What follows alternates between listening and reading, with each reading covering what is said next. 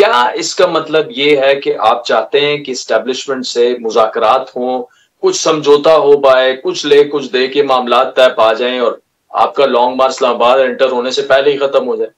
دیکھیں، جس شخص کا نام عمران خان ہے نا، میں اس کو اب 30 سال سے جانتا ہوں، اور مجھے یہ پتا ہے کہ وہ سیکرٹ رکھنے والا یا کانسپریسی تھیوری والا آدمی ہے ہی نہیں۔ کانسپریسی تھیوری نام کی چیز کے پاس ہے نہیں۔ جس دن کوئی چیز ایسی ہوگی کہ کوئی مذاکرات ہوں گے یا وہ کوئی بیک ڈور چینل سے کوئی رابطہ کھلے گا، آپ کو اسی دن پتہ چلے گا۔ وہ اپنی تقریر میں ہی کہہ دیں گے وہ عوام کے ساتھ شیئر کرنے پہ یقین رکھتے ہیں۔ وہ یہ بیک ڈور اور یہ اس طرح کے کام کے عوام کو آگے لگا کے پیچھے سے کوئی اور کام وہ کرنے والا آدمی نہیں ہے۔ یہ میں آپ کو یقین دلا رہا ہوں اس چیز کا۔ یعنی آپ یہ کہہ رہے ہیں کہ اس وقت آپ کے اسٹیبلشمنٹ سے نہ کوئی رابطے ہیں، نہ مذاکرات ہو رہے ہیں، نہ حکومت وقت سے کوئی رابطے یا مذاکرات ہو رہے ہیں؟